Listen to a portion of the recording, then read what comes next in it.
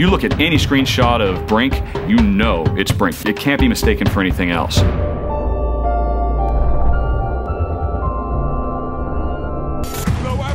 When we first started talking about this game, we did kind of have this vision of a super photorealistic game. Well, everyone's done the realistic thing. We didn't want to do something that's done 1,000 times before. It wasn't until Olivier sort of came on board where we actually came along with the ultra-realistic, sort of exaggerated toon style. Olivier and I argued about that stuff for a while. Olivier had this vision for the artistic style of the game, the characters, the environments, and he's stuck with it.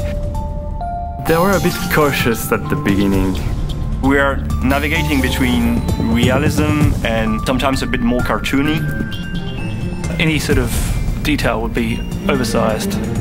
Because of this really fast-paced action and combat game, you have to quickly identify who's in front of your gun. So having this kind of exaggerated style makes things easier for everybody.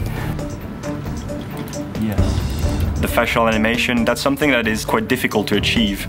If you remove just a little bit of expression on an eyebrow, you have a very different result.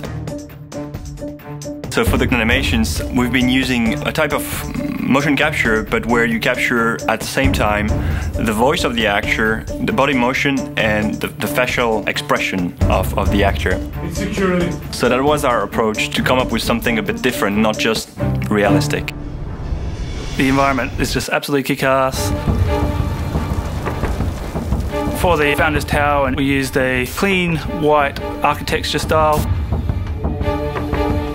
And the aesthetic for the airport was inspired by Santiago Calatrava to keep it sort of sterile and clean. As you head further south to the areas where refugees are arriving, you enter more shantytown-like features, clearly inspired by favelas from Rio de Janeiro. Everything is working now. It looks great, so yeah, I'm proud of what we've been doing.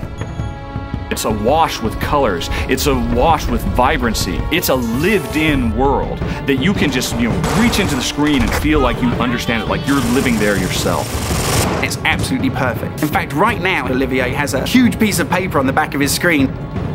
We proved that the style was working. Color is back in shooter games.